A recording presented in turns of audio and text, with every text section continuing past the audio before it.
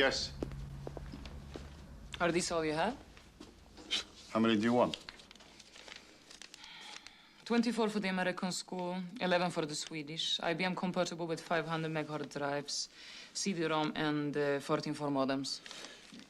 You pay dollars? Of course. If Madam would require a demonstration, Madam requires one demonstration model and a quiet place to test it.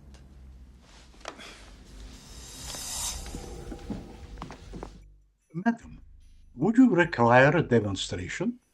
Hello, my name is Constantine Gregory, and you're listening to the Really 007 podcast. Really?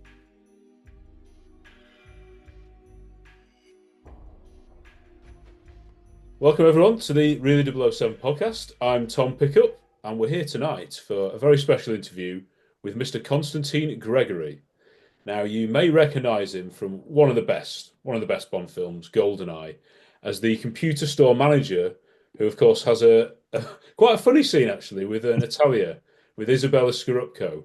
And we're this year, amazing, when we're recording this interview, we're celebrating 30 years of GoldenEye, which is quite incredible.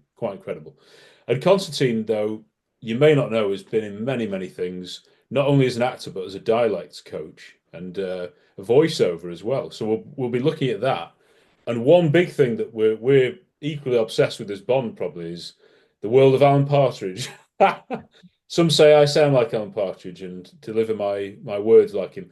But we grew up on that character, and I can't believe that Constantine, I didn't realise for many, many years that he was also the same person who played Chris Feather, who was the boss, the chief commissioning editor for about 5 minutes of BBC, who gave Alan he thought it was his big break, but it didn't end very well.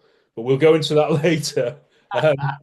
So just to say, if you're new to the podcast, thanks for listening, and you can watch us on our YouTube channel as well.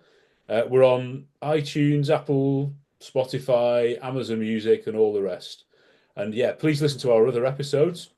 We've done very long reviews. We've done interviews with actors like Constantine, with directors like John Glenn, and musicians, people from behind the scenes of the film. So check them out. I'm joined tonight by John Kell and Harry Pickup. So good evening, gents. Good evening. Good evening.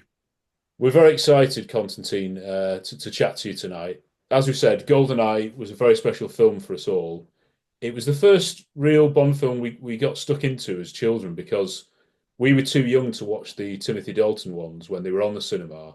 So this was like Bond is back, and we'd only known him from the small screen, recorded off TV. So you've featured in one of our biggest Bond films.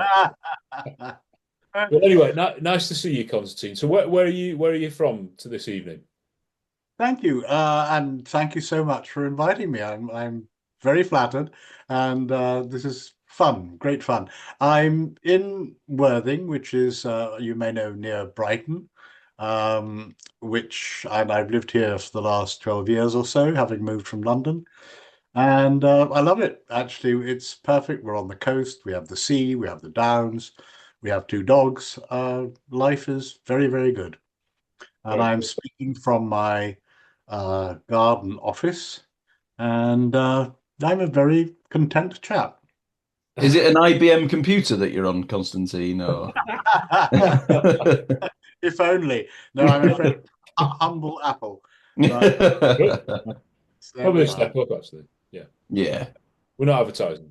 But you mentioned where you're living now, but please tell us about your upbringing and how you've lived in so many different countries, and you've got very interesting background, Constantine. It's everything is chance, really. I was born in New York of a Russian mother and a Dutch father. Although my Russian mother had become very English, she came to England when she was 5 with her mother, who was a profound influence on my life and who in fact survived my mother. She was nearly 100 when she died. Right. I was born in New York, but my parents split up quite soon after that. I was probably about 5. We came to England where she had friends. She'd lived till the war broke out. She was about 19 and went to America where her mother was. Um, and we came back to England for a while and then Switzerland where we had friends. And then we went back to America, to Florida for a couple of years, to Miami, which was before it was really Miami. Yeah. It was the most amazing city then. And the reason we went there was because Florida had more favorable law really for divorce for women than most other states. And so we sat there, and then I had this extraordinary fortune. You're much too young to know about it, but there still is an estate in Devon called Dartington Hall. And back in the day, it was an extraordinary center of art and culture, which opened in the sort of 20s. And then they had a lot of refugee artists and cultural figures. And it was probably just before the war and during the war, one of the great centers of Europe. My mother went there to study drama for a bit, but then, of course, the war broke out, but became great friends with the owners of this estate. And they wrote to her while we were in Florida, and they said, your son must be around school age now, and we think he shouldn't be educated in America. We think you should bring him here and we'll educate him.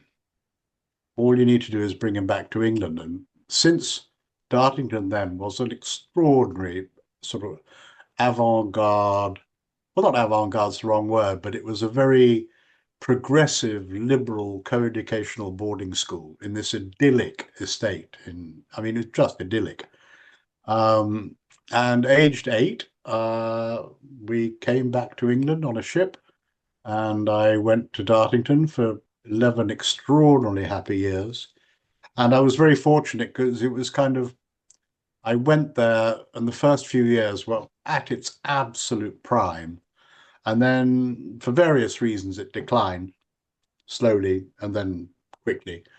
And from there, I went to Trinity College Dublin, where I went to read economics, which is a very silly thing to do, but spent all my time acting.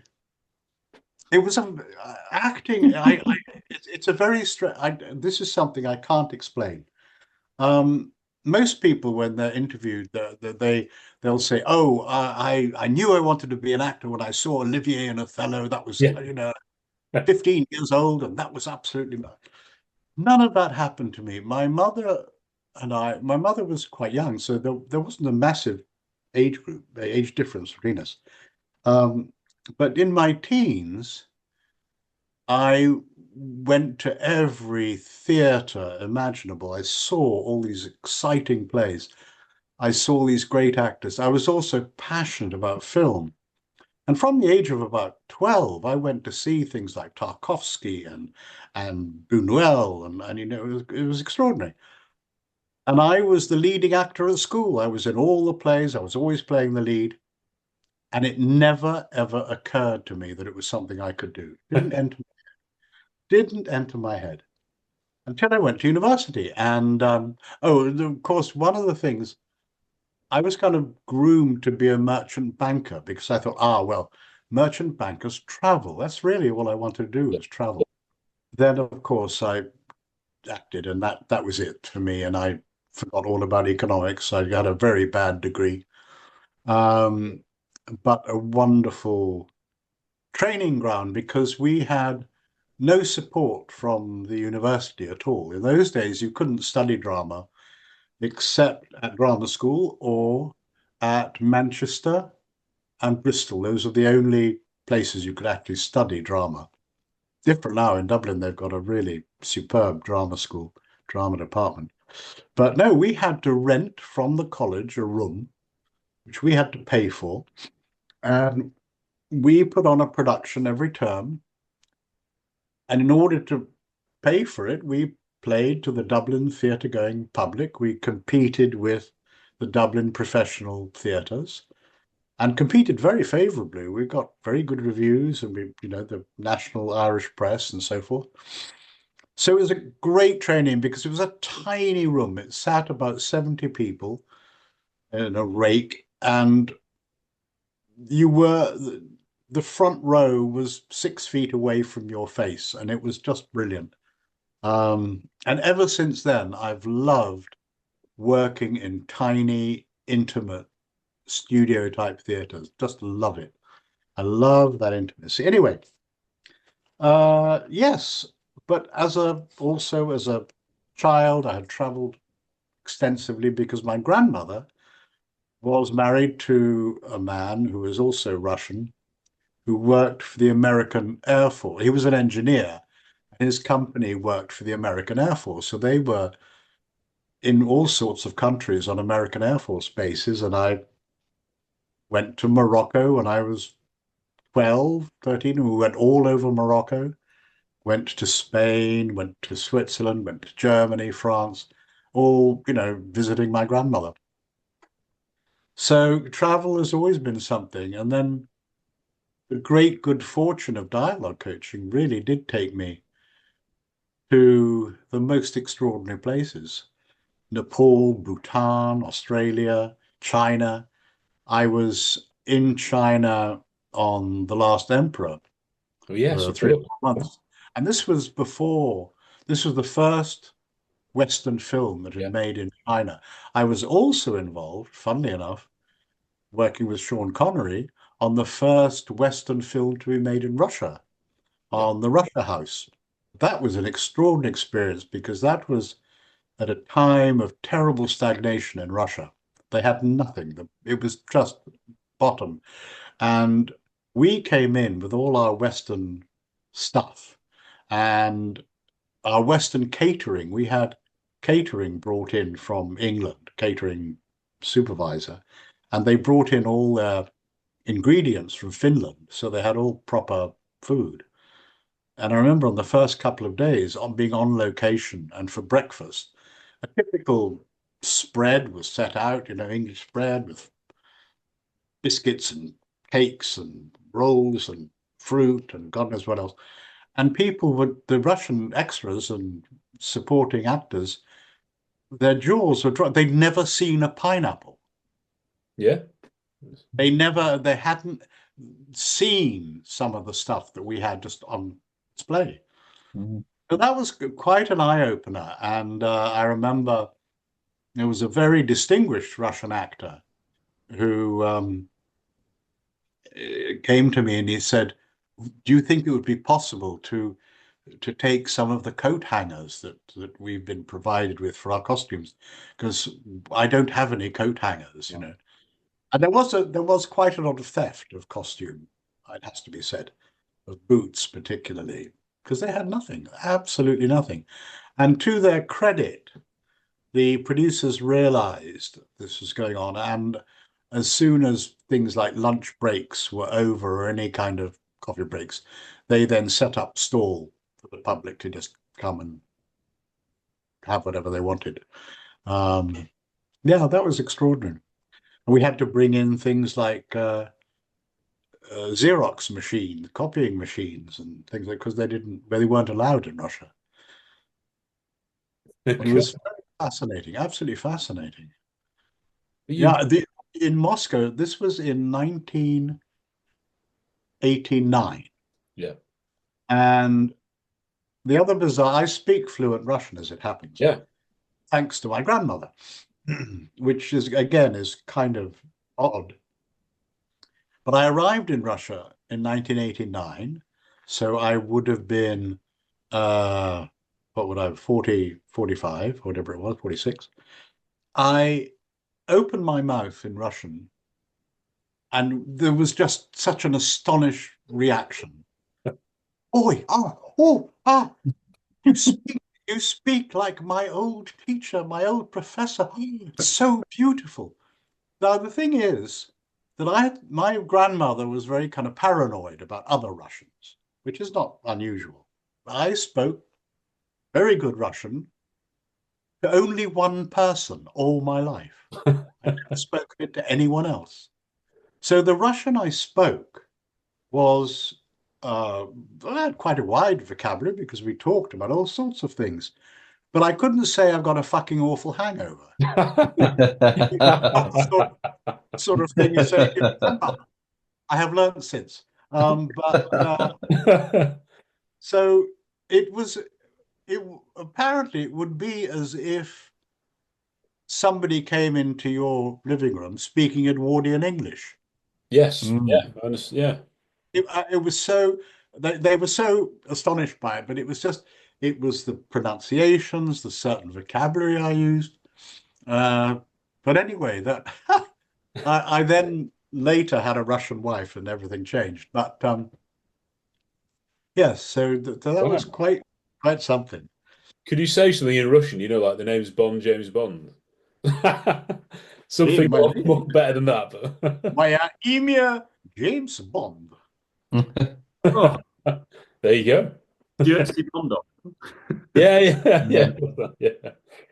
Because you speak. How many languages do you speak then, Constantine? Well, I speak French and Russian fluently, but I can sort of get by in Italian, German, Spanish. When I say get by, I understand more than I speak. For the last emperor, how did that come about then? Well, now that's another story. I am going to bore you with a lot of anecdotes. Oh, no. Fascinating. We want to hear it, Constantine. I had been doing my first dialogue coaching job, which was an accident. I had been involved for quite a while doing what's called ADR, post-production revoicing on films. A lot of people don't know about that, but it's a whole branch of post-production when you're putting voices on the camera, in the scenes. And somebody came to us and said, we're looking for a dialogue coach for a project, a big TV series that's being shot in what was then Yugoslavia. And all the characters are Italian. It's the life of Mussolini. And all the characters are Italian.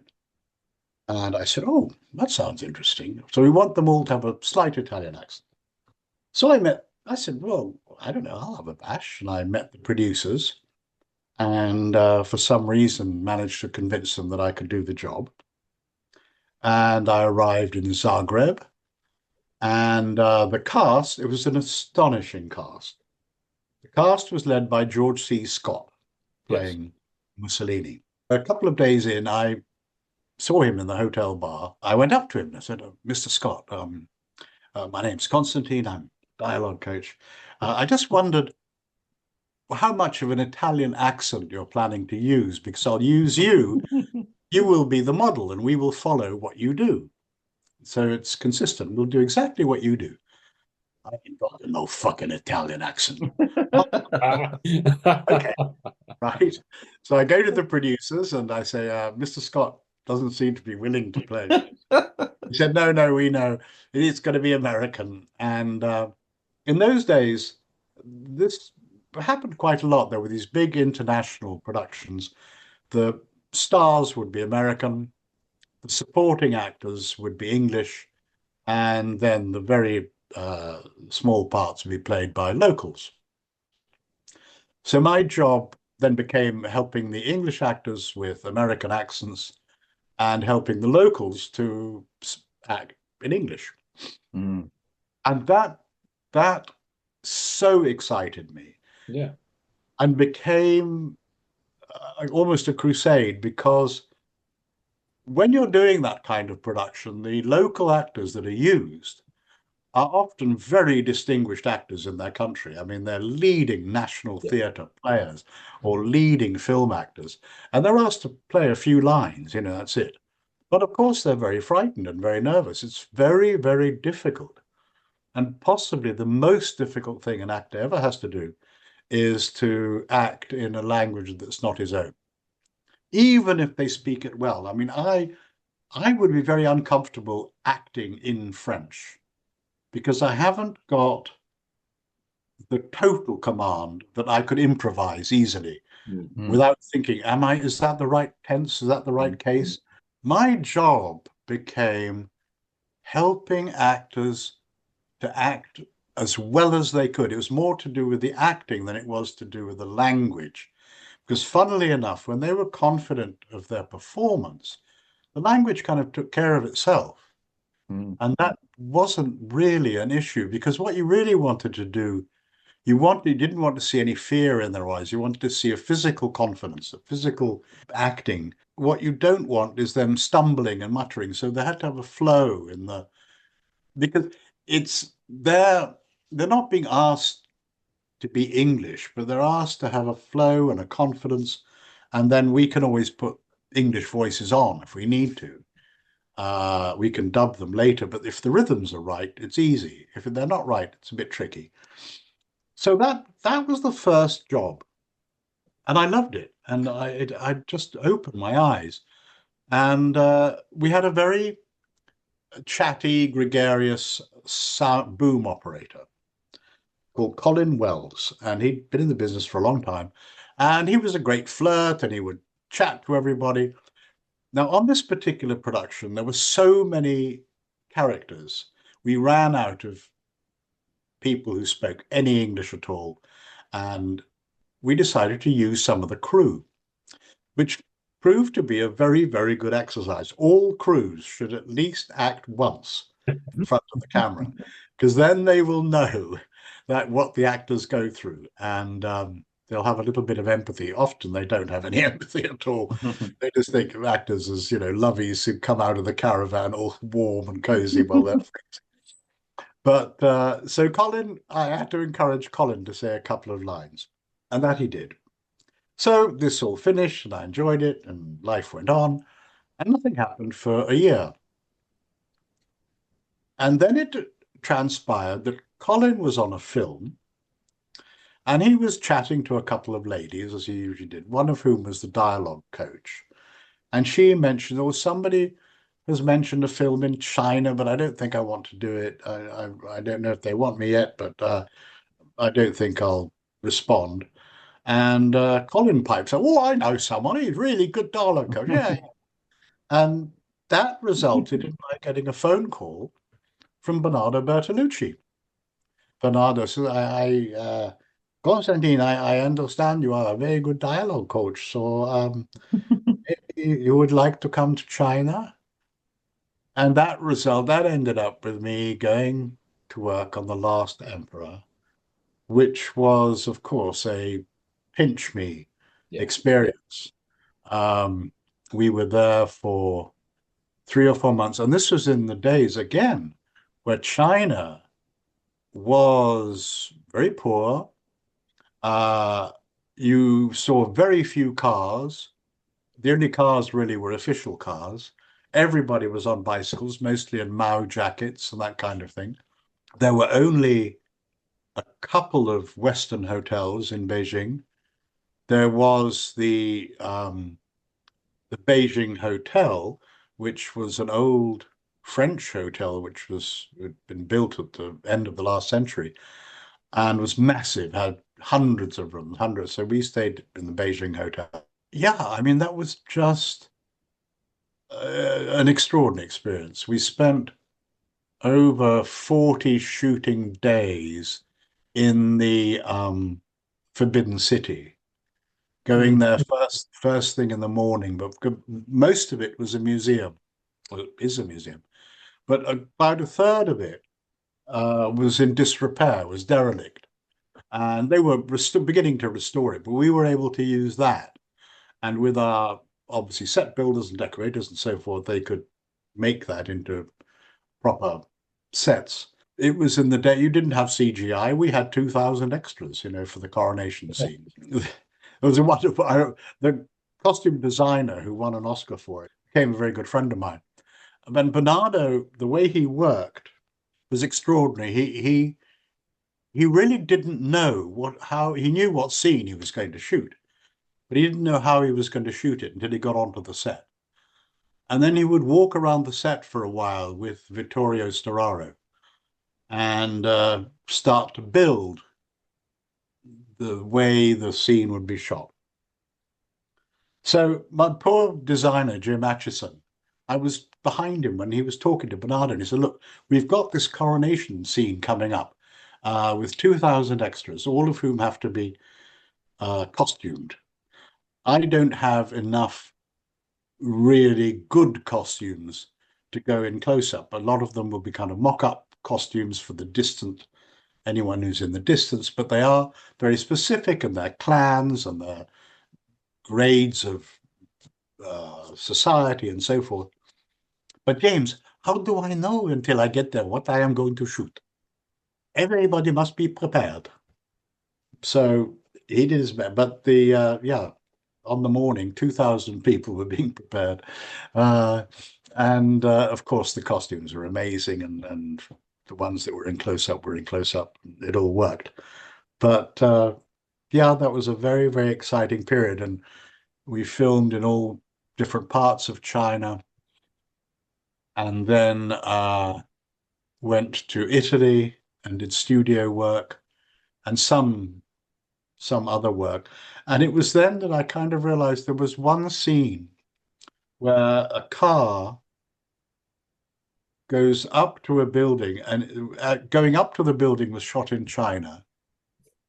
The building's exterior was in Rome. The building's interior was on a set in Italy, in the provinces, and then the exterior again in China. And it was just the one kind of sequence shot across the world. But yes, and I was very lucky. I did 2 more films with Bernardo. Little Buddha was one of them, wasn't it? And that was was shot in fun. Kathmandu, wasn't it, as well? That was shot. We shot in Kathmandu and in Bhutan, which is this kind of curious closed mountain country. Again, James Atchison, the designer, the costumes and the sets on Little Buddha, which were extraordinary. And we shot that there, and we shot in Seattle, the American. Yeah, of course, yeah. That was in Seattle. Me and my wife went to Kathmandu, well, Nepal, for our honeymoon. Right. And we stayed in a hotel called Gokana. And in that resort, there was this tree that was used in the filming with Keanu Reeves. They said it was there. The Yak and Yeti, I suppose I don't know whether you know all these. We stayed in the Yak and Yeti. That's where we were, the Yak and Yeti. Yeah, beautiful country. Yeah, no, it's gorgeous, and the countryside's amazing, and the people are lovely, lovely people. Friendliest, yeah. We had two main. I don't know if you remember the film. There are 4 children, no, 3 children are the kind of central characters in the film. One of whom was a little boy from Kathmandu, one an American boy, and one an Indian girl. The Kathmandu boy was a street urchin they picked up, and he and his brother worked on the picture. We didn't know what age he was. He didn't know what age he was, but probably about 10, 9 or 10. He spoke about 5 languages, but on a tourist level. It was all about, I will show you, if you want, want a carpet, I will show you where to get carpet, that sort of language. He spoke fluently. And they were little rascals. They were so charming. They were so funny, so endearing, and we all adored them. And then there was a great kind of effort to make sure that he got some money, or at least his father, who was a bit of a rogue, didn't just spend it all. And they set up, I think, some kind of educational fund for the 2 boys. But yeah, that was all magic stuff. And then I did the 3rd one I did with him was called The Dreamers in Paris. With Eva Green. Eva Green. One of her big breaks, that, wasn't it? Eva Green and Louis Garrel and Michael Pitt. That was an interesting experience too. Yeah. She, of course, became a Bond girl in Casino Royale, but she didn't have any clothes on in that film, did she? No, she didn't. Not very often. And very fetching. Very fetching indeed. Of course, she's a Bond girl, isn't she? Yeah. Oh, dear. Is it true? Were you in Diamonds Are Forever? Is that true? It was. Right, brilliant, right. It's not credited. In the scene with the mad scientist Metz. Dr. Metz. And I'm in the background of that scene, one of his lab technicians. Brilliant. So I was on the film for quite a few days. There were quite a few scenes Yeah. around that. That, of course, was with Connery. Yeah. And I have to say I had a little bit of a crush on Jill St. John. Oh, Yeah. Very fragrant Wow. lady indeed. Very fragrant. And great fun. I went through Diamonds Are Forever with a fine tooth comb, and I have spotted you on about 10 No. different bits. Oh, brilliant. No. There's two scenes. I haven't seen it for very, very well, not since it was done. But So you're in the scene where Metz is preparing the laser, and right. Connery comes in with Klaus Hergersheimer as Klaus Oh, Hergersheimer. yes. So you're in the background doing that. Who are you? What do you want? Klaus Hergersheimer, G-section. Just checking on radiation shields. Now, let me see. You are, Professor Dr. Metz. Our shields are fine. Now get out. I'm sorry. It won't take a moment, but I must verify. Metz. How do you spell it? Will you please leave, you irritating man? Doctor, there's no reason to run down the little people. G-section may not be as important to the operation as you are, but well, we do have our orders. Dr. Metz, will it wait for you? Right. Out.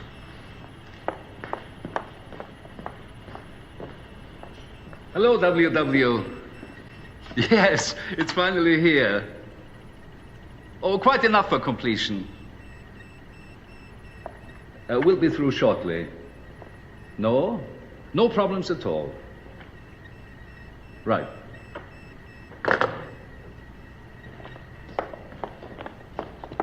Now, will you get out of here? Certainly, Doctor. I've seen everything I need to see. Thank you very much.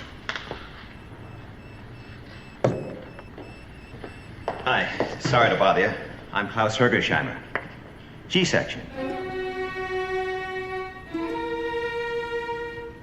Checking radiation shields? And then you're also on the oil rig as well, aren't you? Because I think so. so I can't remember. I'm always fiddling with knobs, I think. yeah. And then there's the bald man saying 10 minutes and counting next Oh, to you. yeah. It was honestly, I was just like, I can't believe this. This is amazing. How good is that? 6 minutes and counting. Get them on the radio, Blofeld. Tell them we give up. Give up? I've waited too long for this moment. They'll pay dearly for making a fool out of me. Unidentified aircraft approaching rapidly.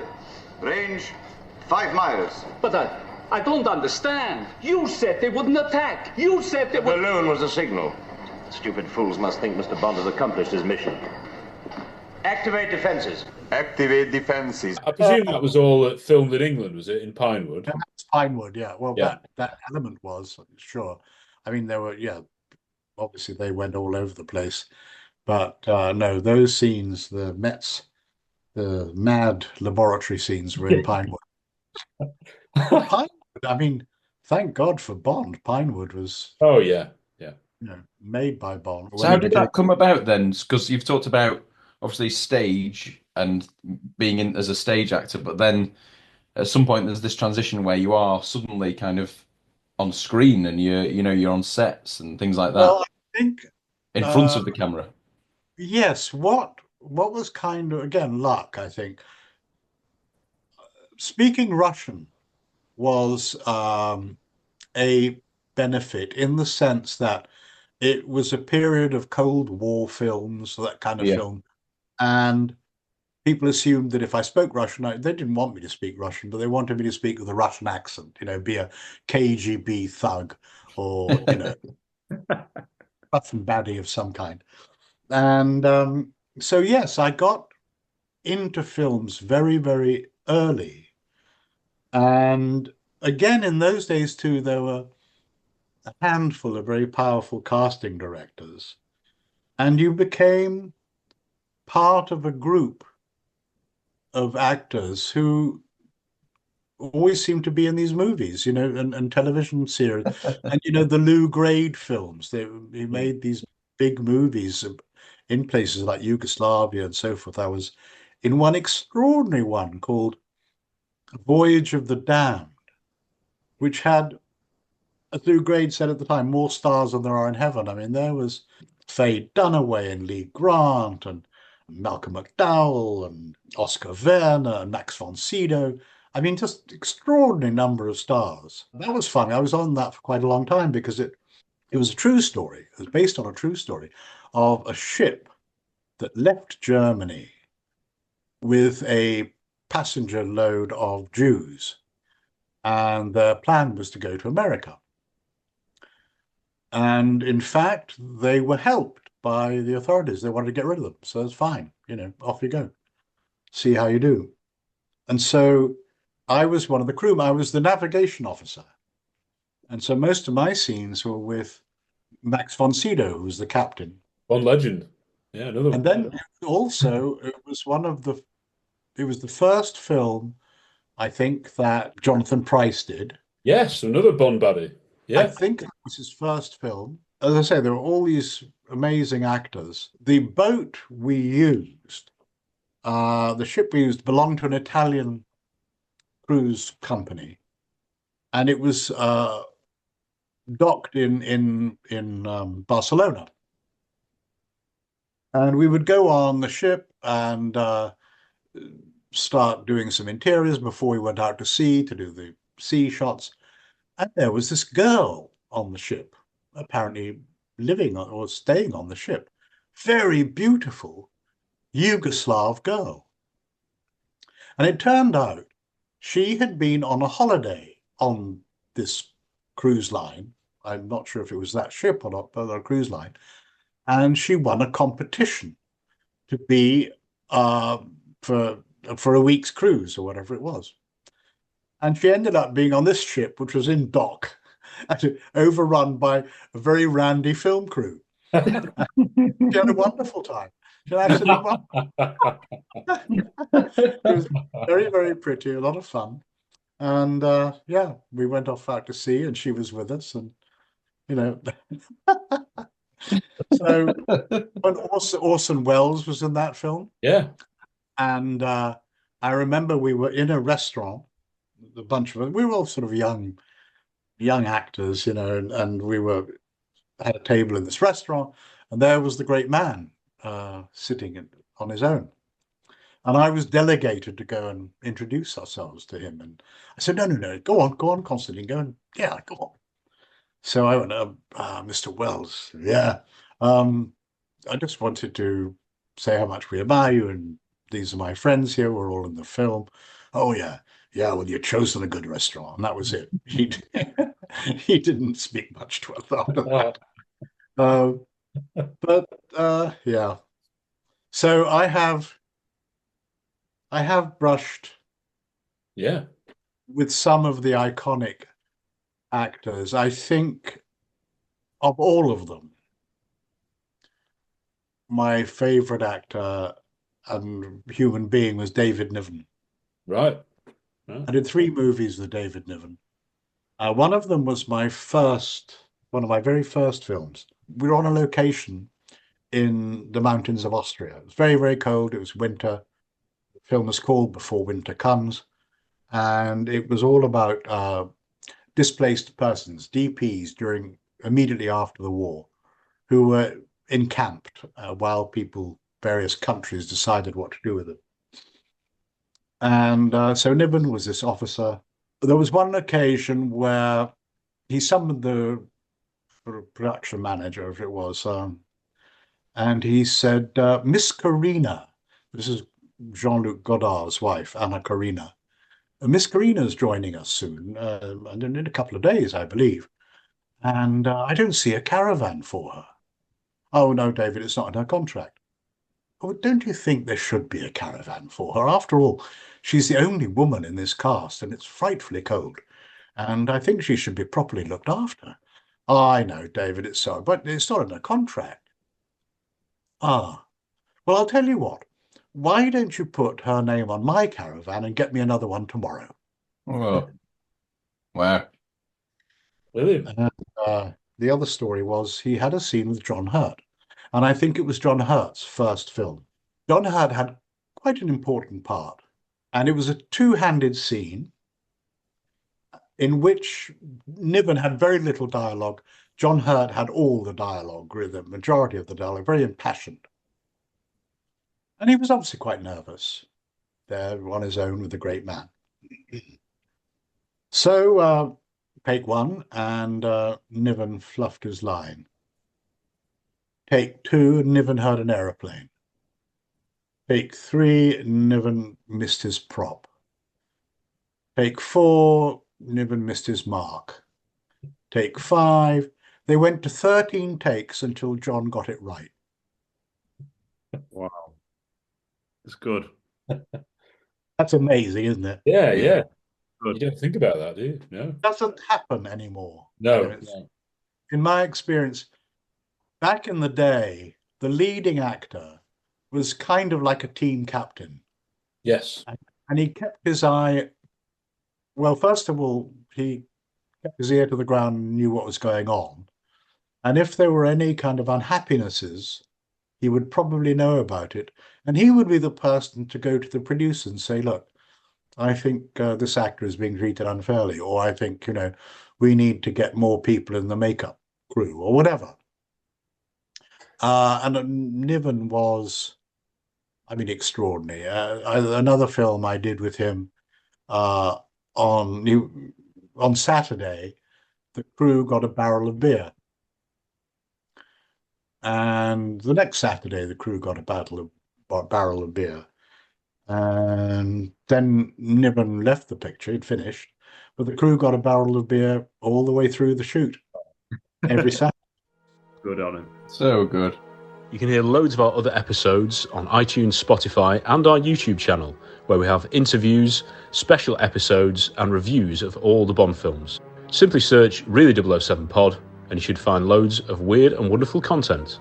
You've worked with a lot of amazing people, and you've said that there's an attribute that of your Russian background helped you with that. Was the Russian accent one of the reasons that you were cast potentially for GoldenEye? Yes, certainly. I mean, without question. Now that was an interesting thing. Something happened on GoldenEye that I've never experienced before. Martin Campbell. Now I'm not even sure that I had been cast, but I was called by the casting director to go to Pinewood Studios with a bunch of other actors, and our job was to read the script for Martin Campbell. He wanted to hear what it sounded like. He wanted to hear the shape of it. And we were each given several parts. But he said, oh, Constantine, could you read the stage directions? I read very visually. I can envision what I'm reading. And so I started reading these stage directions, but I was also kind of editing in my mind how it was going to work. And rather than saying cut to, I'd say, and then at the same time, you know, Bond is flying in, and then meanwhile, they're doing this, that, and the other. Anyway, we went through that, had lunch, and then came back to do it again with the sound recordist, so that Campbell could listen to the recording of the film. I'd never come across that before. It was a very sensible thing to do, I thought. Then he could see what wasn't quite right, or wasn't rhythmically right, or, you know, maybe needed changing. And so then, yes, I'm not sure whether I was cast already or not, but then I did the computer scene. That was fun. I worked with Alan Cumming again on Titus. Oh, yeah. Julie Taymor film. Welcome, Dread Queen. Welcome, ye warlike Goths. Welcome, Lucius. And welcome all.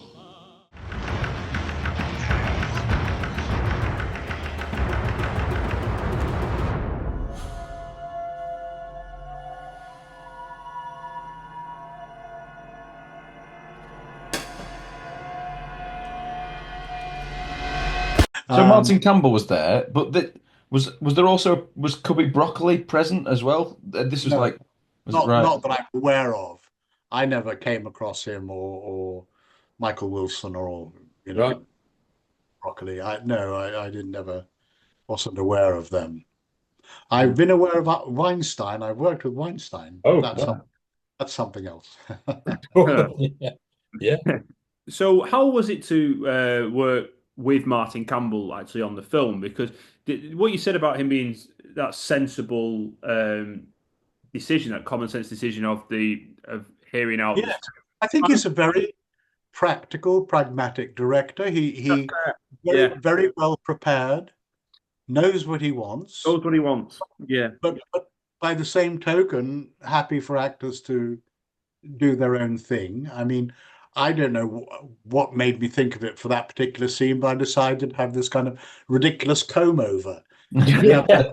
I've never had a comb over, but with the makeup lady, I thought that would be kind of fun to do. Yeah. And Campbell loved it. It's like a comedy, a bit of comedy, isn't it, for the film as well? Yeah. That scene. Yeah, I mean, I mean, it wasn't a very significant scene, but it was. Been in a Bond film though. I mean, that's incredible on your you say CV. that, Constantine, you say it's not a significant scene, but I have to say that the line that Isabella Scorupco says, the everything except the interruption, which is on the back of your line, Is everything satisfactory? Everything except the interruption. it's something that me and my brother have said to each other since Really? we were kids. Oh, No. anytime No. one of us annoying, everything except the interruption. And that is what we say to each other. So That's lovely to know that I have touched someone's life. very much so. How did you find filming the scenes with Isabella? Oh, it was great. I mean, she was sweet, absolutely lovely lady. Only young, wasn't she then? Really? I mean, it was one of her first film. It was one of her first films, I think, wasn't it? She was pretty young. Yeah, she was. I think she's Swedish, but did she grow up in Poland or the other way around? Something like that, yeah. Yes. No, and she was lovely, and of course, lovely to look at, and Yeah. very sweet lady. Oh, and I've worked with another Bond girl, Caterina Moreno. Oh wow, yeah. Yeah. Casino Royale again. Yeah. Yes, I worked with her on a not very good film, Garden of Eden. Was it Garden of Eden? With Jack Huston. Yeah, yeah. Right. Okay. And Caterina Moreno, and it was a kind of ménage à trois. Caterina Moreno really needed help with her English. Right. And she was adorable, absolutely adorable. Just and gorgeous, and yeah, in every sense lovely. But it wasn't a very good movie. But Could you sense at the time that it wasn't a very good film? yes, we did rather. Really, yeah.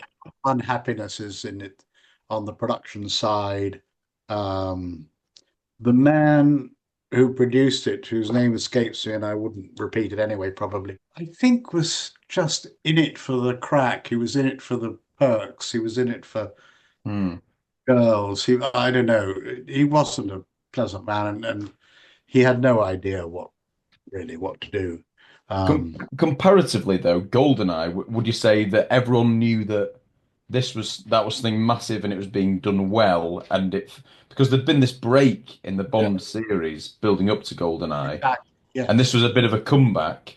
Yes. What was the mood like on set from your experience? I think, of course, I wasn't on set that long, but it was a very good mood. I came to know Pierce Brosnan, but not through that, just as a friend of a friend. He was a lovely guy. Brilliant. And I think a better actor than most people give him credit for. Absolutely. Yeah. Totally agree. You know, he never really had a chance, I don't think. And I mean, I don't know the difference between him and someone like Craig. I mean, Craig is a very fine actor before he ever got Bond, and he's managed to do things in between Bond films that gave him a kind of, and he's managed to maintain a credibility. He hasn't been labeled in the way Brosnan was. I guess the times are different too, perhaps.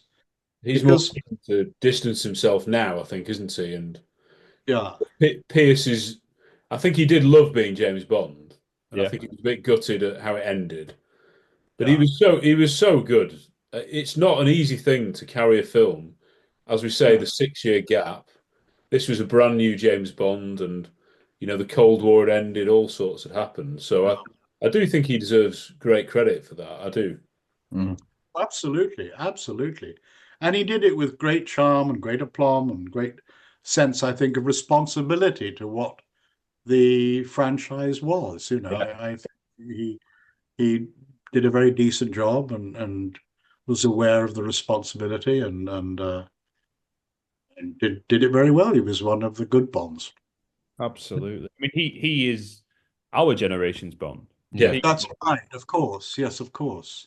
So GoldenEye was Tom's first film in the cinema, was it, Tom? Is that right? Yeah, well, I saw The Living Daylights, but I was only like 4 or 5, so I can't really remember it. But yeah, GoldenEye was the first one. It was like an event in my life. Yeah. Right. And GoldenEye for Harry and myself is like the film that's synonymous with our childhood, really, and growing That's up. fascinating. Yeah, of course, I wouldn't have thought of that. And all the Connery Bonds and the Roger Moore Bonds wouldn't mean much to you because they were before your time. So we absolutely adore those films, the Connery and Moore films. But these are the films that we grew up with. So I mean, they don't have the resonance. Just had them on video, yeah. Yes. Roger Moore and Sean Connery don't have the resonance. You might not believe it, Constantine, but when John says that and like us growing up with these films, of course it's the Bond actor, it's Pierce Brosnan, but it's all the characters because we watch these films over and over again. Really? You just become really familiar with the actors and the characters. And you are one of those. You are one of those characters in GoldenEye. You are, because this is a film watched over and over again. There's lots of other people like us as well who instantly like the lines. If Madam requires a demonstration, they're very. It's a really good script, though, isn't it? I do think. Yes. Yes. And that's the beauty of Bond. You know, obviously we love James Bond, the actor, the leading actor, and all that. But you always get such a great tapestry of characters. Yes. Particularly, at that, I wouldn't say as much anymore, sadly, actually, but up until recently, that was one thing that Bond always had, these extra brilliant characters that add a bit of context to a location or, someone that a character meets. And like your scene, when you're watching it, like I know that it's coming up, your scene, I know, it's next, we're going to the IBM place and this is where, that it's brilliant. And, it's what you look like, it's how you deliver the lines, it's such a great performance for that moment. And you might say it's just 2 scenes or whatever, but great impact, such good impact. And you have no idea what you're giving me. I mean, I wouldn't even have thought of it. Just turn up on the set and do a couple of scenes. Oh, it's so much more. But I didn't have the comb over. Yeah. I love the contrast in how you play both scenes. Like when you first meet Natalia on, and then you hear how much she wants, and all of a sudden until you adjust the tie, and then you come to time, and you're so like, oh, is everything okay? And it's brilliant. And these are these little character moments that make the film. Yeah. Oh, that's lovely to hear. But it's called acting, I guess. Good job, isn't it? I think there are a lot of things you do as an actor that you do, what your character kind of takes over, and the little things you do that are unconscious. Yes, yeah. You're not conscious of a tie adjustment or whatever. You're not doing it deliberately. You're doing it as part of the character. Yeah, perfect. Just something he might do. But you're not consciously doing it. You know what I mean? You're not saying, well, on this line, I'm going to type my tie. No. It doesn't happen like that. But it must be, I don't know, obviously, because I'm not an actor, but like you are doing comedy that like like John says, you start as a serious character who's quite unwelcoming and you're slightly worried about, what's going to happen in Italy and all that. But then suddenly, there's a turn and you're now a comedy, like, you're providing laughs to what will have been a cinema full of people laughing, like a whole massive room of people laughing at you because of the tie adjustment and the delivery. I'll have to watch it again. Oh, yeah. But you're talking about a character I don't remember. Did you manage to see it at the cinema at the time, or you didn't go to the premiere, did you, or anything? I can't remember now. I probably I don't know. I probably did. Well, it might have been. You would remember a royal premiere, would you, with the Queen? I would have seen. I probably would have seen a cast and crew screening. Oh, Right, right. yeah. Oh, that'd be interesting. That. Yeah. Yeah. That'd be at Pinewood or at Eon. Or... Do you know? I don't know. It was probably at a bigger cinema. The Yeah. Pinewood Cinema is very nice, but it's not that large. I'll tell you the most amazing cast and crew screening I ever went to. I wasn't even in the cast. For some reason, they thought I was in the cast, and I was even paid to be in the film, but I wasn't in the film. I was met by a young, very, very shy man who wouldn't look up at me while he was talking about his film that was going to be kind of like Buck Rogers in outer space. This was now, we're talking about, what would have been mid 70s. And it was going to be a sort of outer space film. And nobody, but we didn't do space films then. And as I say, he was very, very shy. He wouldn't look at me. And then I said to him, I've just seen your film, American Graffiti. I really, really liked it. And he suddenly kind of lit up. And I said, but what really interested me was the credit to Haskell Wexler on American Graffiti. It's with great thanks to Haskell Wexler, and he did the lighting and so forth. And he suddenly completely light up, because one of my favorite films, you probably don't know it, it's called Medium Cool. No. Oh, it's brilliant. Look Right. at it, try and find it out. Medium Cool was made by Haskell Wexler, who was a photographer. He wasn't a director. He was a cinematographer, very famous, very good one. And he was a great friend of George Lucas's. And he wanted to make this film about what he was pretty sure was going to happen in Chicago in 1968, where there was a Democratic National Convention and there were riots. There were really serious riots. And he set up this film. He got funding from Disney, saying he was doing a film about a little boy who gets separated from his mother. And they sort of said, okay, well, that sounds great. And it was set in Chicago. The premise was the central character, played by a wonderful actor whom I got to know later, called Robert Forster. Yes. Yeah. And he was a cameraman for a local news station. And the film opens with him and his partner, soundman, witnessing an accident on the highway. They stop, they get out of the car, and there's this woman wounded and groaning and moaning, and they start filming her. And it's only after quite a bit of filming, hey, shouldn't we call an ambulance? And that's almost the premise of the film, that getting the news is more important than doing something, Right.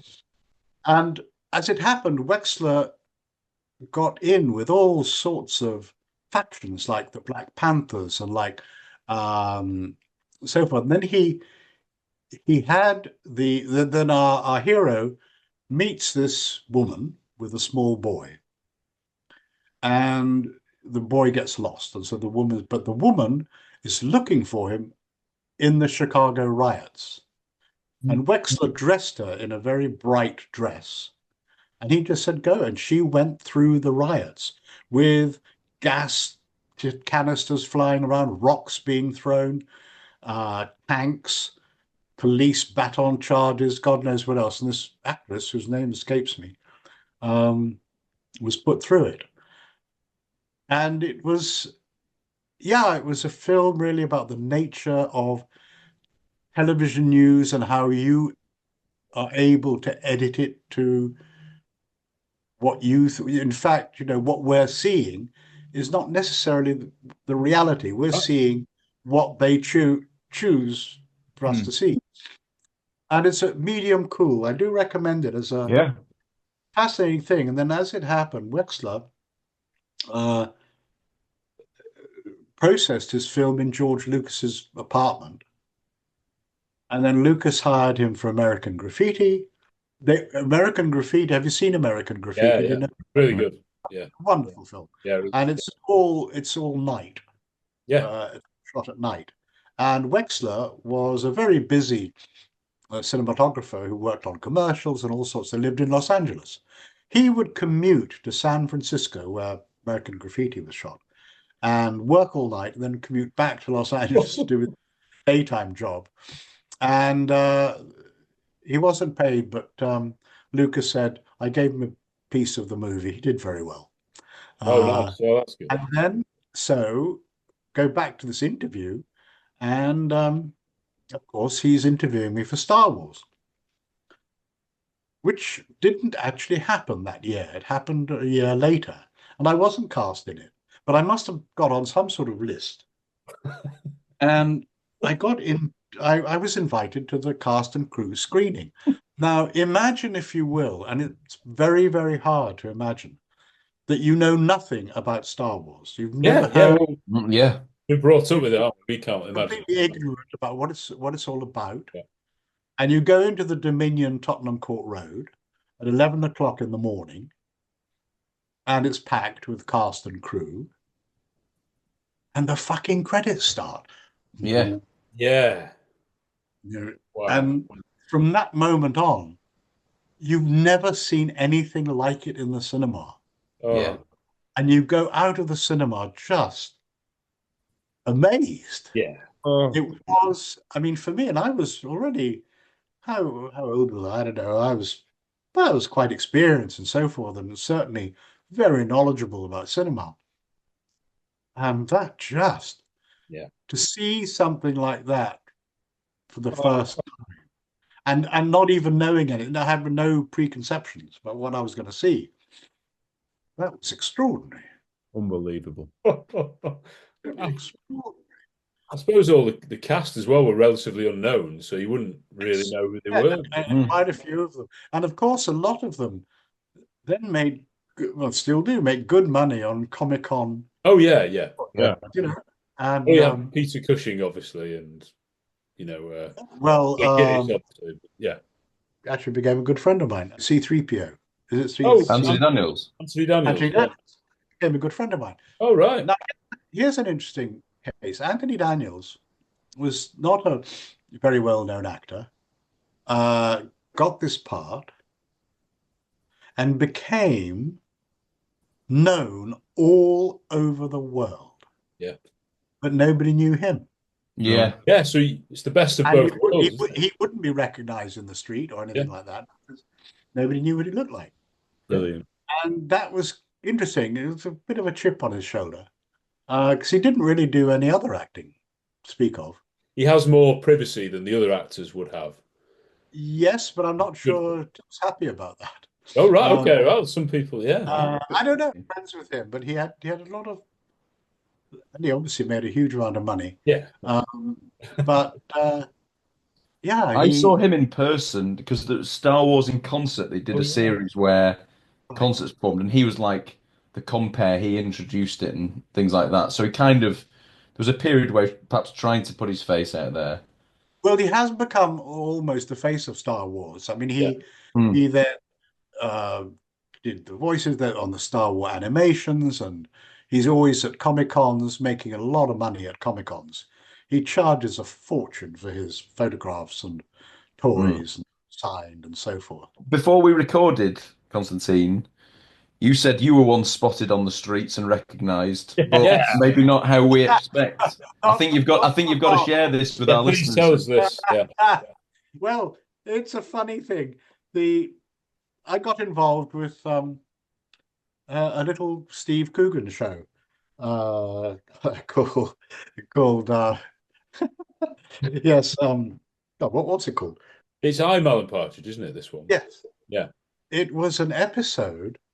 My episode with him was kind of iconic because it was the last episode of the series, and he's desperately trying to get back into television. And at a funeral, which is a really hilarious scene, at a funeral, he bumps into it's the funeral of the old director of programs who fell off a roof and adjusting his TV aerial. Tony Head. He bumps into the new head of programming, who is fond of Coogan, and he thinks, oh well, Alan Partridge rather. We'll get you back into television. Come and see me, Alan. I want you back on the telly. Jurassic Park. So he comes and sees. There's this silly scene where he sees the head of programs, Chris Feathers. Join in then. So, Chris, what's your strategy? God alone knows, Alan. And in the middle of which, Chris Feathers has a heart attack and dies. and Alan Partridge is about to sign a contract that'll give him this new entree into stardom. And he guides the dead, cold hand of Chris Feathers Yeah. past the signature page and gets back into television. Hello, Chris. Are you dead? And for some reason, that scene, that episode, did stick in people's minds. And it's one of the things, not now because I don't look like him anymore, but for a long time, it was something I got recognized for in the street. Yeah. In the most bizarre circumstances. I mean, I don't recognize my best friend out of context. But people would come up to me at airports, or there was one time when I was filming in the south of France and we were having a party in a big sort of pub place. And there were a big crowd of us. And then a band came in, an English band came in, and then we made this kind of corridor for them to walk through. And I wasn't even in the front row. I was a few rows back. And the drummer suddenly caught my eye. Hey, there's Chris Feathers. How they, I don't know. It's something that has always kind of baffled me. But then I think to myself, well, what do real stars get? I mean, the recognition and so forth. I mean, people who are in regulars in series or Game of Thrones are big things that getting recognized. I did hear a story of the actor Alf Garnett. Yes. Was in a theatre play in Glasgow, and he was having a quiet dinner with one of the other actors. And the other actor reported this story. And somebody came up from another table and said, oh, would you be kind enough to have an autograph? And he said, no, I'm sorry, I'm just having a break, just having a quiet dinner. I'd rather not. Oh, no, go on, please. It's why not? Sign your autograph. And he said, no, please, I'd really rather not. I'm just trying to be quiet. I'm very tired, just had a show. Oh, go on, be a sport, son. No, please. And the friend said, look, I think, And as the man walked away across the restaurant, see, I told you he was a cunt. Oh, no.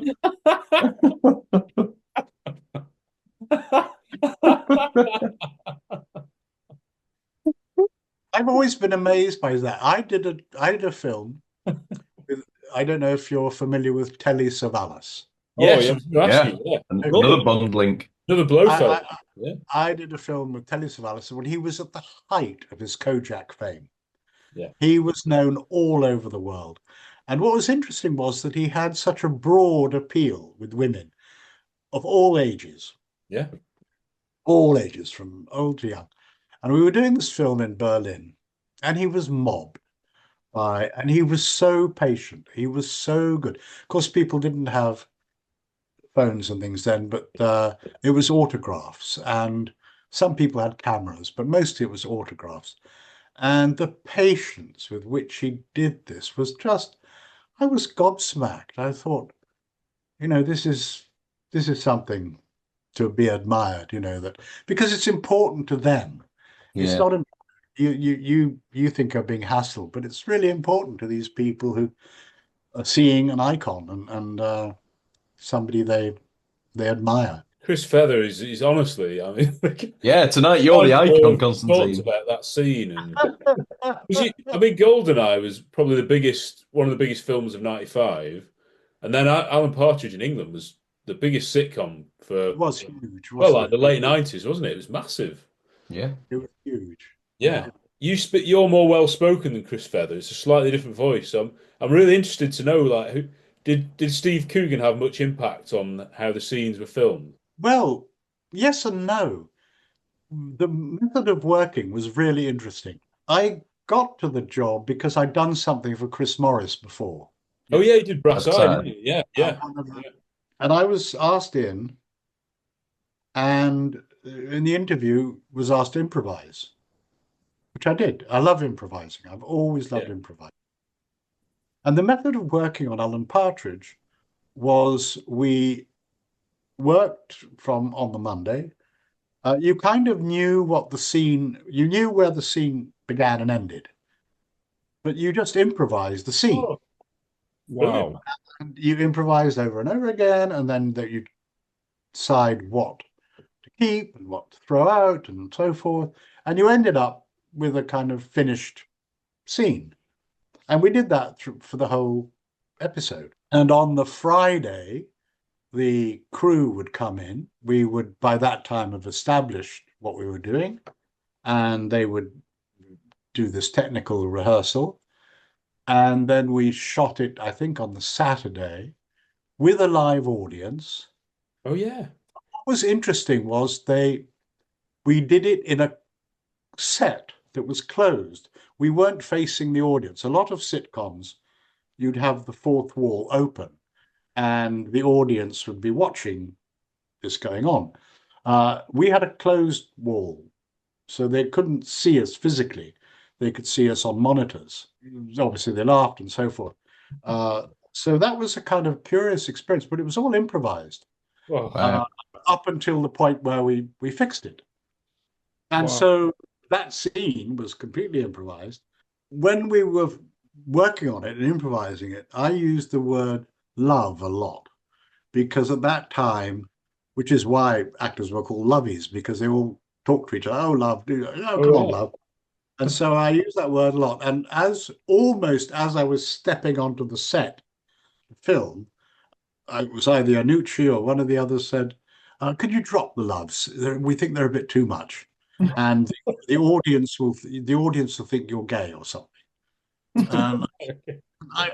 My whole rhythm, everything I've done, it is built into that now. Anyway, so that was that. But it was great fun. I was, funnily enough, I went in for another interview for a Chris Morris show.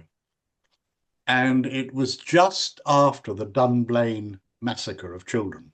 And they wanted me to play a schoolmaster. I was auditioning for a schoolmaster who wanted to arm his class or so. I can't remember. But it was typically Chris Morris, very bad taste. Yeah. But somehow I just couldn't cross that line. We were all so shocked about Dunblane. And I said, I'm sorry, I can't do this. I can't. And Chris Morris didn't ever call me in again. But that's good of you, though, Constantine. Yeah. Sorry? That's good of you, though, I think. That's really... No, I don't necessarily. That it was just my own reaction. I don't think they actually did it anyway. So who knows? But I mean, I saw Chris Morris on several occasions after that, and he was absolutely lovely and charming, and he's a delightful man. What was Steve Coogan like to work with? Coogan was lovely, quite, I would say, insecure in a way, but a delight to work with. As I say, because I love improvising, and if you're improvising with someone who loves improvising, it's bounce off each other and feed each other. The whole point about improvising in a way when you're doing it as performers is you feed each other. What you don't do is try and drop the ball and say, I don't know, what do you think? You don't do that. It was a joy, a total joy. Oh, that's interesting that it wasn't scripted, because it's so quotable. You know, I don't know how many No, times we've said like I don't. just I 2 think minutes. Just 2 minutes. You keep saying that. I think all of Alan Partridge is like that. Yeah, it is. Yeah, yeah, I think Aha and yeah. In your scene, it's when he goes, "That's like £1 million." Jurassic Park. Jurassic Park. Yeah. Like, how do you think of stuff like that? It's brilliant, isn't it? On there are gifs. Yeah. Of you lay flat on the desk with Alan just saying, "Chris, are you dead?" You know, and Yeah. I can Internet stand sensation. at any point. Chris, are you dead? they're desperately trying to be dead and not laugh. Yeah. Yeah. When he's trying to sign with your hand. Yeah, yeah. You're trying not to move. You know, and your body There's wants to shake. another quote of yours we always say is when Alan's following you around at the funeral. Oh yes, just 2 minutes. The funeral scene is so embarrassing. Yeah, it's so awful, isn't it? cringe making. Brilliant. He wants to charge his phone, doesn't he? Yeah, you got yeah. Jimi Ericsson. Have you got a battery for an Ericsson? No, of course not. He's wearing that ridiculous jacket. Yeah. It's when he goes back to Tony Hare's widow after he's and he doesn't know what to do. He just goes, "Oh, boop boop," and walks off. It's absolutely class. Just talking to a widow. Yeah. Constantine, you might not know this, but Tony Hare's the guy who died in the show. Yes. He's played by David Schneider. I don't know whether you know him. No, I do, because he, of course, was one of the writers of. Yes, yeah. Well, he was also in Mission Impossible. Yeah, Mission Impossible.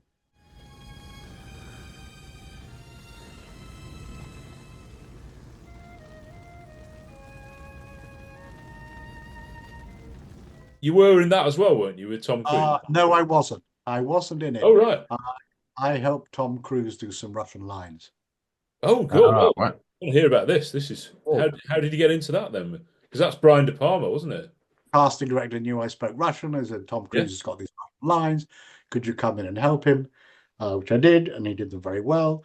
But it was a rather curious experience because the director was John. It was Brian De Palma, I think. Brian De Palma. Yeah. Of whom I admired. I mean, he's such a wonderful director. Yeah. But he didn't talk to anyone. And I went on set and I introduced myself. I said, I'm just here to help Tom with the director. Oh, yeah. And the only person he talked to was Tom. I went to the sound man. Normally I work with the sound recordist and so forth. And I said, he's not talking. He said, no, I've been on this for 3 months and he's never spoken to me. And he only talked to Tom. He didn't talk to the other actors. It was very, very odd. But I then worked on a film with Nicole Kidman. Oh. This is when she was with Tom. And he was on set quite a lot. And we got on very well. I mean, he was very charming. In my experience, but people will say, oh, they're terrible to work with, and they're horrible people and so forth. In my experience, very, very few people are actually horrible. They may be insecure. Yeah. And then that comes out, that manifests itself in bad behavior. I was warned about Demi Moore. I worked on a film with Demi Moore.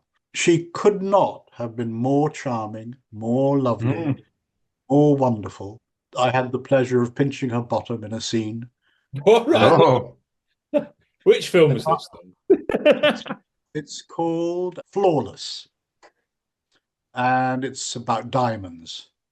And I play a Russian. I can't remember what word. I was also asked to help her with her English accent. But I played a character, a Russian character.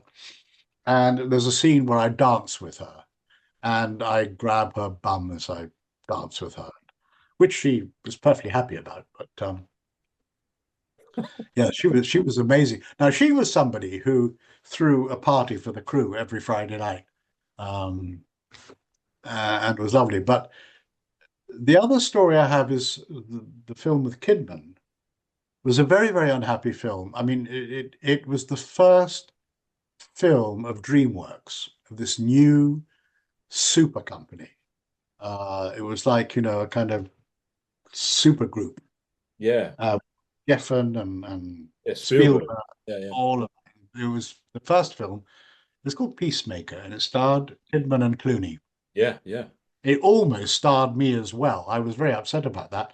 I did an audition for it for a really nice part. And they came back and they said, yes, yeah, we love you. Go for a fitting. And I went for fittings and makeup and so forth. And they said, but there is another actor we're considering. And he's not sure if he doesn't do it, the part's yours. Well, of course, he did do it. And he actually did it very badly because he didn't care. All he wanted to do was a bank raid to finance a project he was working on. Right. But anyway, I was involved in the film.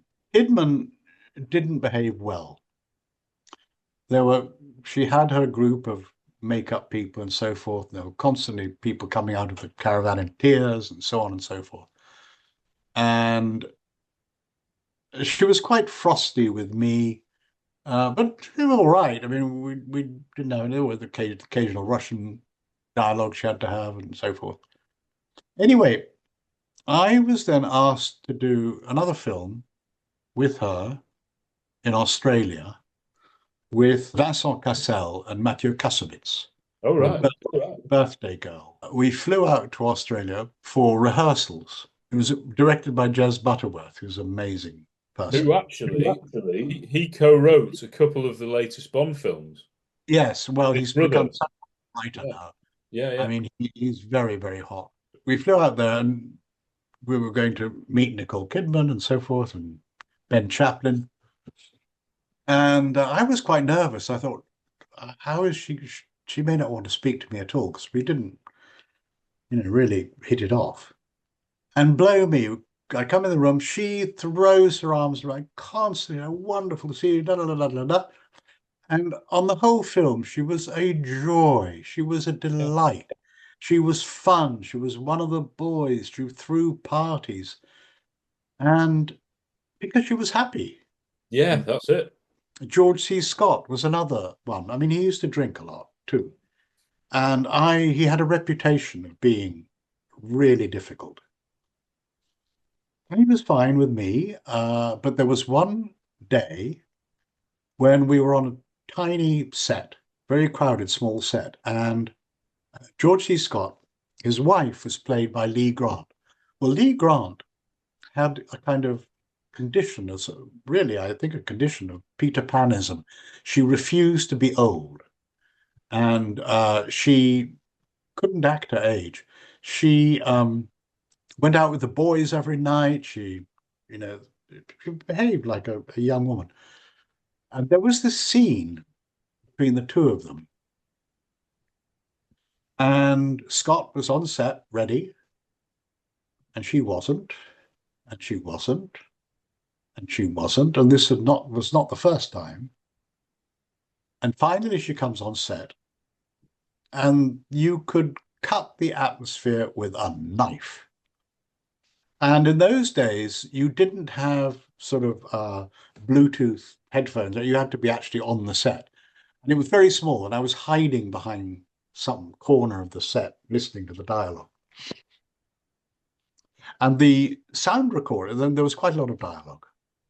And the sound recordist at one point says to me, Constantine, I said, what? He's saying signor in the Spanish way, not the Italian way. I think you should correct him. I said, no, George, I think perhaps not. So they do it again. Constantine, he's done it again. I know, George, let's leave it, shall we? Do it again. I know, George, I know. If you don't say something, I will. George, please. Okay. So I go up to George Scott, quietly behind him. I said, George, the word signor. Can't say fuck off the set, you get out of my hat. And he just exploded. assistant director comes up to me and says, Constantine, I think you should take the day off. I take the day off. Dear me. And remember, this is my first dialogue coaching job. And the next day is a scene where it's way out in the open air on an airfield. I'm sitting there by the sound truck, and George, I can see George in the distance crossing the field. And he's coming towards me, and I think I'm going to be fired. I'm obviously going to be sent home any minute.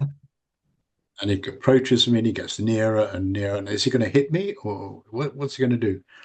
And I get up, and I say, "Good morning, George."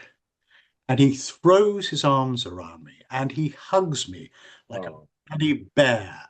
And he says, "I'm so sorry. I was totally unprofessional. You were doing your job. Forgive me. Please forgive me." You've got to sense the moment. You've got to sense the atmosphere, sense the mood, all of those things. It's quite the set is quite a diplomatic place. You have to be very, very sensitive. Well, so to link that with Bond, you mentioned before the Russia House with Sean Connery. Yes. I'm guessing he wasn't needing any tips on how to do accents or anything like that. No, no, I didn't really have much to do with him. I was to do with actors who were Russian, and I was initially asked to look after Michelle Pfeiffer, but in fact, she arrived already quite prepared, and then she worked with the local Russian girl. She was very, very good. Her Russian accent was impeccable. And when she did some Russian dialogue, it was really, really good. The Germans were 4 kilometers from Leningrad on the south side. You can still see the marks of the machine gun fire in the old buildings in the outskirts. I love you. All my failings were preparations for meeting you. The city refused to accept defeat. Shostakovich still composed his music. It's like nothing I've ever known. It's unselfish love. Grown-up love. You know it is. Barley, please. It's mature, absolute, thrilling love. The person I really hit it off with and became great friends with was an Austrian actor called Klaus Maria Brandauer. Oh, wow. Who then became the villain in Never Say Never Again. Was it? Yeah. You must be Mr. James Bond, right? Monsieur Largo. Yes, right. Are you a man who enjoys games? Depends with whom I'm playing. Yeah. Shall we? I think one of the best Bond villains. Yeah, he's underrated. Oh, very he's really charming, isn't he? He's a wonderful actor, Klaus Maria. Just a wonderful. He's done he did an amazing film called Mephisto. I don't know if you're aware of it. Yeah, that's what propelled him, didn't it? Originally, yeah. Yeah. Amazing. Yeah. Oh wow, yeah. Well, you don't really. So he and I got on very well. He was given it was a prop car, but he used it to drive to and from set. It was an old, wartime Zill or something, and it was kind of like a limousine with, I think it had even a little window separation.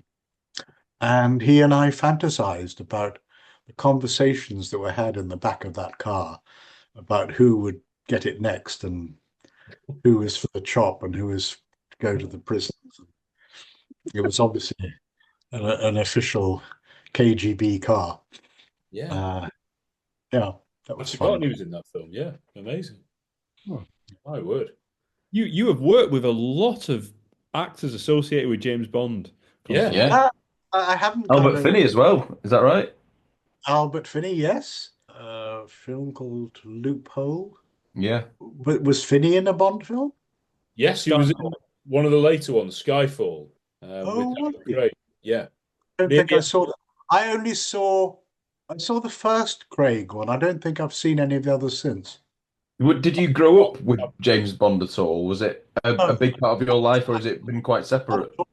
Not at all. James Bond came on the scene quite late for me.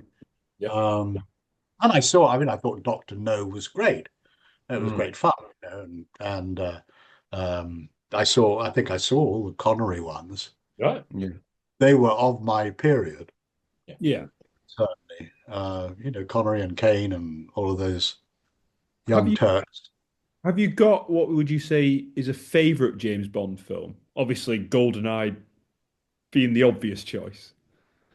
You know, I don't, because I was never a huge fan. I liked the Connery ones. I can't remember if I probably saw a Roger Moore one, but I don't remember which one. I can't remember if I saw any of the Brosnan ones. It was Connery, wasn't it, who was in the Klaus Maria Brandauer one? I've never seen it. Came back. You came back. That When was you know, yeah. I love that. I really like that film. Of the ones I've seen, that was probably my favorite. Well, there you go. Wow. Yeah. That's great. And obscure. Oh, no, yeah, it is. I would have said we like the obscure ones as well, to be honest. You're geeks. That's what you do. Yeah, we are. Yeah. It's true. Yeah. But that's the thing with them. Because there are 25 of these James Bond films. Well, 26, yeah. You see that with David Niven and Orson Welles? Yeah, there's so many different favourites for different people, which is one of the things we love. So it's great to hear when you say that. That's brilliant. Yeah. Well, as you can see, I've been incredibly fortunate. I've had the truly blessed life. Yeah, absolutely. I may not have become the star that was predicted when I started out, but I've really it's a pretty astonishing career you've had, Constantine. Yeah, 65 years, you said. I mean, I don't think of it that, of course, because that's just what I did. But I can see. I mean, people do comment and say, "Well, my God, the people you've worked with." Yeah. Unbelievable. It really is. You know. And I know that the Bond is a very small part, and Alan Partridge is one little thing, but those two things are like part of our formative years, Bond and Partridge. That's what I find so touching. Is the only word I can think of. You know, that you do something that you think is perfectly unremarkable, and for some reason it strikes a chord with like yourself, you know, and they remember it and treasure it for some reason. And that's incredibly gratifying. That's all I can say. It's wonderful. I'm flattered. I'm happy. I'm touched. I'm extremely grateful. Oh, well, no, we're thrilled that you've been able to speak to us and share these stories that people won't have heard before, because there's a massive world out there of cinema and the behind the scenes stuff with the dialogue and all that is a world that we don't really hear much about. So that's been really refreshing to hear your insights on that, Constantine. It's been brilliant. The dialogue coaching work was a revelation and was something I felt very passionate about. It wasn't to do with telling people how to speak English, or it was all to do about helping them act as well as they could, knowing that they were good actors anyway. They were amazing actors, giving them the confidence, giving them the freedom of expression. It was like, and I would change dialogue, I would change things to make it more comfortable for them to say. And I would say, well, look, it's like a costume designer. If the costume's too tight to move freely, you undo a few buttons or you take a few stitches out. You just make the alteration so that the actor can move freely, that they feel. It's all to do with confidence. That I've became my kind of prime objective. I was also called upon quite often to establish conventions of speech. Now, for example, in The Last Emperor, it's all in English, of course, but these are Chinese actors from all over the world, American, English, Australian, Hong Kong, and local. people who had learnt some English, and to establish the method of speaking that they could all do, but that was consistent, so that everybody sounded the same, regardless of where they came from. And I kind of gilded the lily a bit, because I had them speaking in a slightly different manner in the old imperial scenes to the manner they spoke in the modern scenes. And that kind of gave me all sorts of ideas for future filming and establishing conventions, where you've got actors who come from all sorts of backgrounds, but you want them to sound the same. Especially if you've got a film. I did a film where the characters are all Polish. This is with Anna Paquin as the lead. All the actors are supposed to be Polish, but they were Americans, English, Polish, and they all had to sound the same. So I gave them a flavor of a Polish accent that they could all do. Everybody sounded the same, because you're using English as a device. Yeah. You know, as a script, it's a device. So you can't have them faltering in their English, because they are actually speaking Polish. They're speaking their natural tongue. We happen to make it English because that's our convention. So thinking along those sort of terms and this is kind of fun. I have told this story before in an interview, but I did a film called Conspiracy with Kenneth Branagh. The film takes place with the German High Command, and Branagh plays Heydrich, Stanley Tucci's in it, and a whole bunch of major English male stars, actors. And I'm called by the producer, who knew me, and said, look, we're in terrible trouble. We start filming tomorrow morning, and we've had a dialogue coach giving them German accents. They don't want to do them. And HBO says they don't want it to be English, and they'll pull the plugs if they don't do it. We don't want an English boardroom. It's all set. The whole thing is really set around this table. So I arrive on the set at 7 in the morning, and they're going to start shooting at 10. And I have a divine inspiration. And I said, I'll tell you what, why don't we forget accents? Why don't we cut out all contractions? Instead of saying do not, don't, we'll say do not. Instead of can't, we'll say cannot. And we'll cut them, we'll go through the script, cut out all contractions. And I will ask them to speak in a very articulate way. So they will be talking like this. They will be talking in a very, very articulate way and dropping all contractions. I said, well, try it if you like. You go and speak to Kenneth. So I go to Kenneth. Knock, Mr. Branagh, yes. I gather there's been an issue about accents. Oh, God, it's just a nightmare. I don't know what we're going to do. And I gave him my proposal. And he said, yeah, I'm game. I'll try that. And so I was able to go to the other actors and say, well, Ken Branagh's up for it. Are you up for it? And they said, yeah, okay. And it was also something that could be controlled. I said, you said don't. We've got to be consistent. And by God, it worked.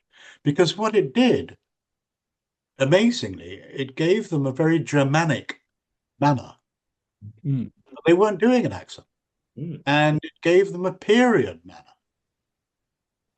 So, and Kenneth Branagh won a Golden Globe.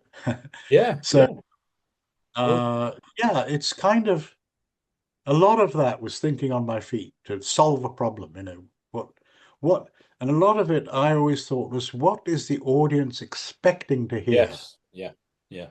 In that your brain, that's why sometimes I would ask to change a word, because if a word came out of left field and that you didn't understand what, if you have the audience saying, what did he say? You've lost them for that nanosecond. And you can't afford to lose them for a nanosecond. You've got to, can't do that. Now I'm getting boring. No, you're not. No. This is like I said, a kind of job on set that you don't really think of. Yeah. Of course, it's pretty crucial when you're doing these different languages and you've got different actors of nationalities.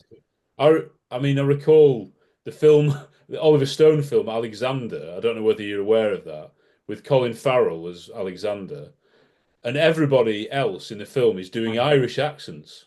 Respect for your age, Parmenion, had you fought better at Gaugamela when your flank was crumbling, we could have had the riot. How dare you, Nearchus! General You criticize Nearchus, him! dear Alexander spread our flank too thin! There was nothing my father, any of you could have done! Damn you, Parmenion, by the gods and your Apollo! What was in my father's guts? Wasn't overripe and reasoned like yours. He never lusted for war, Alexander, or enjoyed it so. Alexander, be reasonable! Were they ever meant to be our equals? Share our rewards? Philip is a great general, but Alexander is simply great. If you ever insult me again, I'll kill you. You know, this is Alexander the Great, so it's Macedonia and all that, ancient Greece. Well, as an audience, as watching the audience, you think, why are they speaking in an Irish accent? But then you think, well, why were they speaking in an English accent? You know, so I don't. As soon as you get used to it, it's all right. But the fact that everyone's consistent, stick to the convention. Yeah, I'm a great believer in conventions. I reckon you can have everybody with a red nose, but if one person doesn't have a red nose, then you think, because the audience, after a bit, the audience will accept it. And they accept it, and on you go. But as soon as you break the convention, you've lost them for a minute. Right. It's there's something I felt very passionately about and enjoyed solving these problems. I had a wonderful Dutch actor called Johan Lezen, and he was the lead in this film about a Cambridge rowing crew. At one point, he had a very impassioned speech, and he said, if they'd just done a bad practice or something, and he said, if you row like that, we will lose by 20 lengths. He normally was very confident. He actually spoke English very well, being Dutch, and but this speech, he just wasn't getting it. And I thought, there's something, it's the word lengths at the end of the speech. And what is going through his head, and I recognize it so well, he knows his lines, but what he's thinking is, there's that word at the end of the speech, it's coming up, it's coming up, it's coming, oh, fuck, there it is. And it's like, you're a racehorse going towards a jump and you can't make it. So I get him over and I said, look, you're having trouble with the word lengths. Why don't you just forget the TH, just spell it Lenks? Lengths? I said, yes, that's what we hear. That's all we care about. Don't worry about the TH. Oh, all right. So that solved it. He did the speech fabulously and he said lengths. your ear hears lengths anyway. Yeah. Yeah. So that's what you expect to hear. Really interesting. It's really good. It is fascinating. Yeah. Oh, well, then I could start talking for hours about ADR. What's involved doing that? That's fascinating. I mean, that's a whole. When I first started, it's called looping anyway. The ADR process is still called looping. But when I started, that's literally what it was. You had two projectors with a loop of film in each, and the scene you were going to do, you'd show this little loop of the scene that needed to be revoiced for whatever reason. And you would do that, and you only had 3 and then a bit later 4 tracks to record on. So you had to choose which you could overwrite, but you would have to end up with 4 preferred tracks. And then it would go to the other projector and they would do that one and so on and so forth. Then came ADR with the automated dialogue replacement. So you then had digital recording and you can have as many takes as you like and so forth. But I loved doing that work, what I call wrangling the crowds, directing the crowd work, because you're creating, a lot of people don't know that what you hear in the cinema is very rarely what was recorded on set. What you hear in the cinema was done in the studio afterwards. It's very important for the dialogue to be clear. So if you have a couple at a table in a restaurant, you want to hear their dialogue clearly, and you're doing several angles and takes. You've got a wide, close-up, 2 close-ups, and so forth. So you're doing several angles. So the sound around them has to be consistent, right? So that, because their dialogue is edited into one unit of 30 seconds of dialogue. So in order to do that, all of the people in the restaurant around them are miming. Yeah. They're all miming. And we then put the voices on in the studio of the diners. Makes sense. Now, what, for example, a director would come in, I'd ask them, I'd say, this restaurant scene, is it lunch or dinner? So what do you mean? And I said, well, the sound of a restaurant is different at lunchtime to dinner. Oh, yes, I suppose so. You can add, we thought of it as kind of oral color to a scene. Because, of course, a race course is not the same as a funeral. You have to, and people are improvising. All the actors are improvising their dialogue, improvising the sound that they're creating. Or you've got a scene in an apartment block and you're inventing neighbors. You're inventing people in the street below that you don't see. And you're putting all that on afterwards. And of course, that's what Foley is, the sound effects of a teacup. Now, you can't have the teacup going clink during the dialogue. So there's padding on the saucer and so on and so forth. The clink of the teacup is put on afterwards.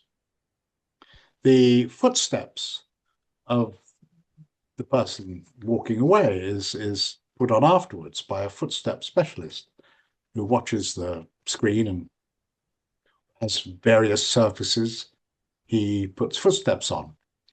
So much of sound is created afterwards. And I was lucky enough the other day to see, I was taking my grandson, who has become an absolutely passionate film buff, age 15. I mean, he even writes reviews, and he's so passionate. And luckily, our local cinema did a Francis Ford Coppola season. And I took him to Godfather 1 and Godfather 2 and Apocalypse Now. And we also have wonderful sound in our local cinema because it's sponsored by Bowers and Wilkins. We have brilliant sound, brilliant projection. And so he saw Apocalypse Now as it should be seen. And of course, it's also for him now, it's so important to grab the opportunity of seeing an iconic film as it should be seen, not on TV, but to see it in the cinema with proper sound, proper projection, And Apocalypse Now, the sound, I mean, I'd forgotten how extraordinary the sound in Apocalypse Now is. Just breathtaking. So yes, I'm having such fun with this grandson, not actually my grandson, but he's my beloved's grandson. And he's, as I say, 15. And just so I introduced him to The Third Man and he was blown away. He loved it. Yeah. And he's into one of his favorite films is Sunset Boulevard. I was amazed. I mean, a modern 15-year-old kid. He just loved Sunset Boulevard. But he had an interesting thing to say. I said, his father was very into comics, a serious lover of comics and Marvel and so forth. And so as a younger boy, Matthew saw a lot of Marvel films and he loved all those and so forth. But he said what introduced him to cinema, and it's still his favorite film, I think, was Dark Knight. Yeah. And he then became a Christopher Nolan fan. And that opened the door for him to cinema. And he Hmm. realized, and Christopher Nolan, he just worships.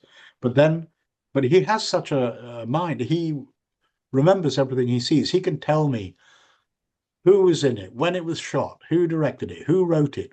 It's just extraordinary. And I love it. And I love the opportunity of introducing him to, the you classics. know, I gather the Seven Samurai is being reprinted, is going out. Right. I'd love to take him to that.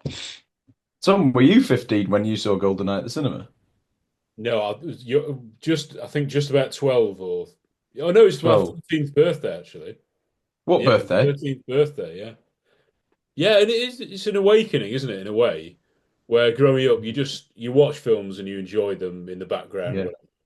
But when you learn to appreciate how they're made, it just adds a dimension, and you start noticing sort of directorial flourishes, things like that. Certain lines of dialogue, how things are filmed. And you're right. I mean, Christopher Nolan is someone we'd love to direct a Bond film. He's a big Bond fan, but I think they think he's a bit too. He'll have to do everything in his way because he's more of an auteur, isn't he? Yeah. I was going to ask you. You have worked with Michael Bay, haven't you? That was hysterical. I can't let you go without saying what's. I have been bayed. Right. It's amazing. I actually really like him. Oh, good. Right. Good. Yeah. He's quite eccentric. I mean, he's very shrewd too, of course. Yeah. You know that he owns the Transformer toys. Yeah, he's a very rich man. Yeah. Oh, he must be phenomenally rich. He owns Transformer toys. What I loved about him was he usually operates the camera, and I love that in a director when you're actually being directed by the guy behind the camera.